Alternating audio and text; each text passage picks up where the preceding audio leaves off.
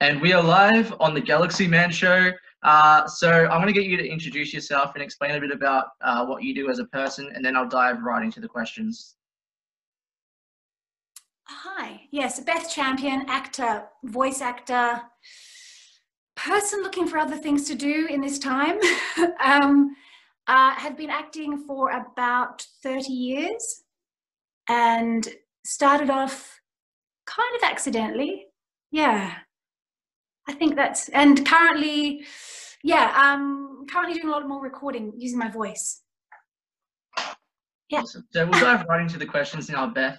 So you're in this incredible film called The Legend of the Five, and you played Dr. Rawson, who ends up as the villain in the film.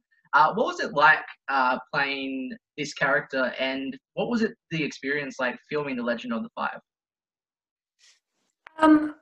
I'll talk about firstly the experience. It was wonderful being close to where I live, which is in the Blue Mountains, which was absolutely gold. It was magical. It was magical because I appreciate where I live, but to actually film amongst it is it just highlights how delightful it is to be in a World Heritage Site. And so we were amongst beautiful ferns and incredible forest, and I was amongst people who kind of were locals as well, which was very nice. And we have, of course, we had people visiting us from overseas, but it was nice to kind of go down the road to work because I often go to Sydney, or, So that was particularly lovely. I got to work with Joanne Samuel, the director, who's been a friend of mine for a long time. I actually auditioned for a different role, got this one surprisingly. And playing a baddie, I mean, okay, you can call her a baddie, just playing an incredibly flawed, determined character was something I'd never done before, because I tend to play very nice, sweet people. So yeah, it was a very nice change. Awesome. And to have power coming in my hands. Oh yeah, a lot of power that you definitely had in the film. So for my next question, what was your favorite memorable moment and scene that you shot? I remember I did give myself a bit of a fright when I did the scene where I was basically calling upon those people who were stopping my character getting to the tree of life, which was rightly mine. My character is the custodian of this tree, this source of all life. So when she confronts them and says, how could you do this? I remember getting a real chill. I remember thinking, dang, I have power. But also I really felt, energized by such such an overwhelming sense of, entitlement to what that character deserved.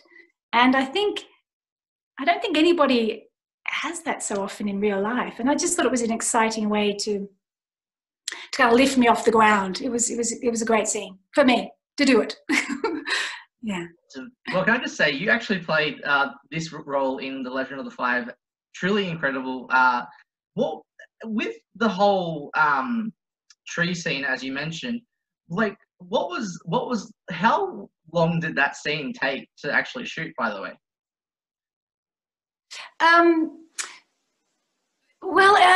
Yeah, I think we did it over a couple of days. You mean the scene where no spoilers, but yeah, with my brother as well? Yeah. Yeah, so that's played by Tyrrell Moore and the character Marduk, who, it was quite tough because there was just a lot to cover, just coverage-wise, and I think we also had issues with light and things like that. So it was, so we had the elements. Not only we had the elements in our film, but we had a lot of elemental things to deal with just on set. So, but I absolutely love Terry, who played my brother. So wanting to be nasty to him was a stretch. So, but it was a nice, intimate set. So a very quiet set in a lot of ways. So I felt everyone felt quite protected and looked after, which was great. And that comes from the top. That comes from Joe being in charge. I mean, oh yeah. Yeah. So for my next question, to people that haven't actually seen The Legend of the Five, why do you recommend people go see The Legend of the Five? I Look, I think, you know, it's an adventure. It takes you out of your, it just takes you out of your everyday. And I think it's a wonderful nod to, I think it's a wonderful nod to fantasy, kind of retro fantasy, in my opinion. The way it looks, it takes you back. It takes me back into sort of that, my childhood kind of idea of fantasy. And that's what I liked about it. I like the humor of the five characters. I like their innocence, and and I think their quest is really, it's a really just quest. It's a really kind of honorable quest, I guess. So I think it emboldens young people to go see it, to say, you know, let's fight for something that is worthy and bigger than us. You know, let's go look for something that's bigger than where we currently are, you know, locked in, you know, somehow a little, feeling a little trapped or feeling a little quashed by what's going on in the world. So it's a lovely, that's why I would suggest to have an adventure. Awesome. So my next question. Yep. Yes. I was going to ask you a question, don't worry. Yes, you can, feel free to ask. Yeah. Oh, no, I was going to say, so you have an incredible array of people that you like to talk to. And I just wonder, what's the main connection with those people? Are they just that they're actors or? Yeah, good question. So I just love supporting, like, especially in these times, like, I love supporting you guys. You guys are all amazing. Like, the people that I've talked to so far are all incredible. And I just love supporting, and like interviewing is my passion. And that's why I love doing it, because I love supporting, and I love it. I can tell. Yeah. I think it's great. I think I'm glad you do, and I'm glad to ask questions and to be curious about other people is such a generous thing to do, just naturally. I mean, the fact that you want to find out about how people tick is just really interesting. And where are you in Brisbane? Is that Brisbane. where you are? Yeah. Okay. Yeah. Good. Where it's sunny most of the time. Yeah, pretty much. Yeah. So on to the next question. If The Legend of the Five could get a sequel, and your character could come back, what next would you want to see from your character? Maybe she could be better at reasoning with people. No, but I actually would like to have another crack at it, because essentially we don't know whether she feels that she can live forever, and I think there's why not? And we don't know what happens to her, and I believe that she would have the power to continue her journey, to go back to be that, to have that power and that ownership of the Tree of Life, because it was bestowed upon her many hundreds of years before. So she's entitled to that. So I think another quest where she protects it and gets to it is would be exciting. Any kind of a journey to that, you know, and maybe I just change tack. Maybe I'm a little sweeter and more charming. And that might help. That might help next time, instead of being fierce. Yeah. I'd say vicious. Yeah. Love a go at it. Awesome. So for my next question, you were actually also in Home and Away, and you played the character Rachel Webb. What was that experience like for you? Well, it was one of my first jobs. I think I did Brides of Christ before that, where I was playing a nun, which was incredible. And then, so going for Summer Bay, I think it was the other way around. I can't remember. It was a long time ago. I enjoyed being what felt like a kind of a regular cast member for a few months. I felt like I was part of that family, which was great. And I got to work with Les Hill. I think that was who I was. Yeah, Les Hill was my love interest. And it just taught me so much. You have multicam, you have people who just know their thing, they know what they're doing, and they're very, very accomplished at that. So, because my journey of acting is an apprenticeship anyway. I learned just by working. I did a little bit of drama school, but then I basically learned on the job. So working with these people who had been just seasoned, who knew what they were doing, I soaked it all up. So yeah, it was a great experience. Awesome. I like that. And I've been back to the Bay recently. I was another character recently. I was on about a month or so ago. Okay. I was a counsellor. I was listening very intently. Yeah. Awesome. So for my next question, you were actually also in A Place to Call Home, and you played Mrs. Newman. What was that experience like for you? That was a pretty small role, but you know what? I loved going back in time. It was beautiful. I mean, they have an incredible art department, and it's just so faithful to the era. I mean, so going back into the 50s, late 50s it was, yeah. Noni Hazelhurst, I mean, goodness, some incredible actors.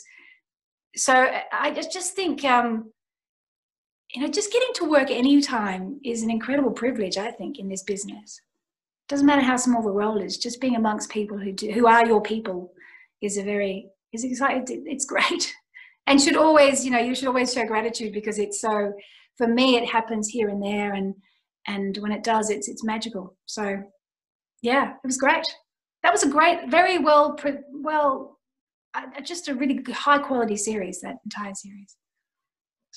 So for my next question, you were actually also in this film called My Pet Dinosaur, and you played Jennifer Emroy. What was that experience like for you? My Pet Dinosaur was amazing because Matt Drummond is an absolute legend and an incredible outlier. He directed, wrote, directed, he's a cinematographer, he did all the special effects. So he created every aspect of that film. It was a very small crew because he is this incredible talent who just does everything. And I got to work also with my partner. He played the antagonist, he played the baddie on that. So we didn't have many scenes together, but it was nice having him on set occasionally. And it was an Americanized production, so we all had American accents, and that was a nice a spin on that, I suppose. And we got to also film that locally. So we were out west, out in the mountains areas. So again, films being made in the Blue Mountains for us who live here is just such a wonderful thing. And lots more films are being made here, which is, it's to be encouraged, because we have so many great locations as well. And actors who live up here, just so you all know, out there. So onto that, yeah. So onto that, who actually inspired you into acting in the first place? It's interesting. I'd like to say it was one particular person, but I was thinking about this recently, and I used to watch really great things on TV when I was younger. But I also, what I was mostly fascinated with were the kind of insincere and not quite right performances, things that were not authentic. And I was always wondering, why are those actors kind of acting? Why are they being a little shallow in their performance? So I wanted to kind of delve into how you could make, have real emotions that could be presented to your audience, and how. So that was a quest. So I was interested in doing that. So even though I was very shy, when I finally had an opportunity to show that I could, or learn those skills, I really was fascinated by the behavior, by presenting true human behavior. Yeah. So that's it. There was no particular hero. I mean, even though I have some, yeah. Awesome. So for my next question, what have you learned about yourself during all this pandemic this year? I was going to ask you that. Sorry, I have a runny nose. Sorry. I've learned that I'm quite fearful, and that's an honest thing. I think we are. I'm fearful of. Just fearful of things that are greater than me, and of us, things that we can't control. I'm fearful of what, I might lose, but then hopeful of what I might gain. I guess that's the upside. I've just learned a lot about, like there's a fear of, especially in the arts, are we going to ever return to something that resembled what we had before? Are we going to have enough projects to work on? Is it something worth continuing to pursue? Is there hope for us? And so that's a fear. They're natural fears, I think. But also I've had a lot of time to work on, it's like a personal project of trying to keep well, in all kinds of ways. So I think that's been a really good thing as well, to invest in just being well. Yeah. How about you? Good question. What have you learned about yourself? I actually learned that I could well, that I can actually, if I put goals together and I have a mindset, I can do anything, anything that's possible. And I just have to believe in myself. And yes, yes, I suffer at times with a lot of anxiety. But the thing that helps me push through is helping others and supporting as what I do. And I just I never stop, and I just love it. So yeah. You seem very grounded. It's interesting. It's lovely. Whenever I see you, you have such a groundedness about you. So it's working. Thank you so much. It really means a lot. Doing what you love. You know, you're not second guessing it. It seems like you're trusting it. You're trusting it. So hooray. Thank you so much. That actually really means a lot. So on to my next question. What are the challenges into the acting industry, and how do you get through those challenges as a person? Gosh, the challenges are, I think it was for me, I always felt like I had to somehow know what people wanted from me, and you can't know that. And then it sounds obvious. How do you know what people are thinking? How do you know that when you walk into a casting, you know, that what you do is going to hit, is going to be just what they need? You don't. So all you have to do is go with what you have. But I think when I first started, I didn't understand that. I was told what I had. Oh, you've got red hair, or you're this, you're da-da-da-da. So I kept wanting to, I guess, please with that, what people told me I was. And I think that's very limiting. And you can't hang on to that forever, because you do change. So it's just that what you have is your best asset. And you just invest in that, like you've just told me, you know, you just trust. If you believe it, you know, you're partway there, aren't you? And you can't please everybody. And that's not the point. It's the point that you've got to enjoy why you're in a room doing an audition, why you are on set, why, you know, what's your purpose? And I'm 50, so it's like, it's taken a while to kind of have these things percolate in my brain. So I would say you just have to trust that you are enough. Awesome. Yeah.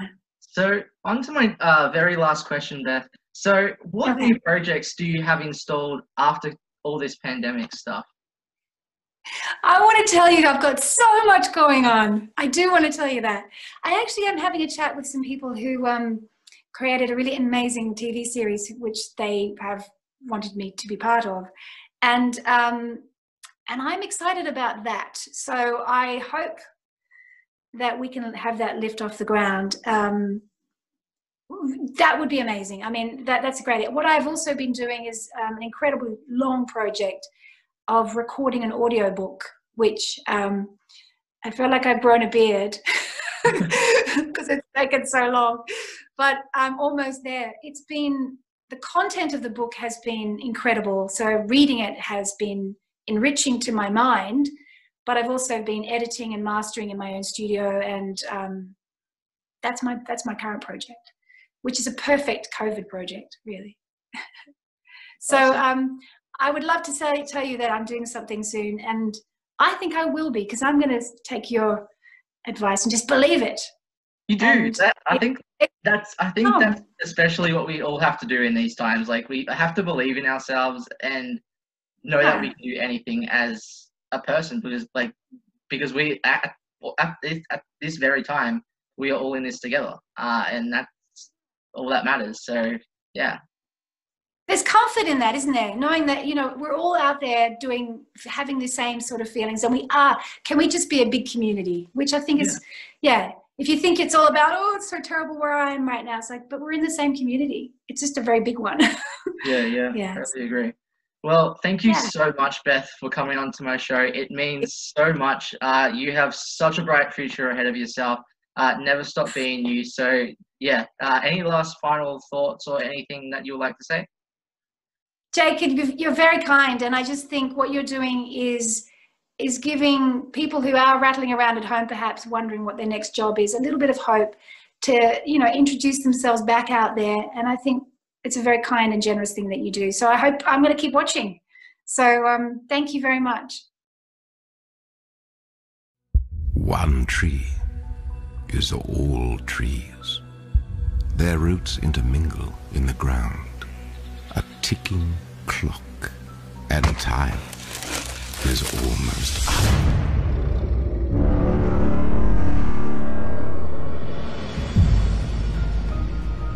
I read that these markings represent the elements, and in this culture, everyone is born with one. Like the star sign? Okay, we need to know where we are, how we got here, and how we're getting back. You are in the grove of the earth element. We are in tune with the music of creation. We can manipulate nature, heal others. Nowhere in this forest is safe. We're all gonna die out here. Do you really think that 5 children could stand against the end of the world? I'm just trying to figure out where to go next. I can't believe you locked me out of here. This was my home! Where does it say heroes can't make mistakes? We are not going to give up. You'll soon discover how meaningless you are in this equation. How can I ever save the people who are most important?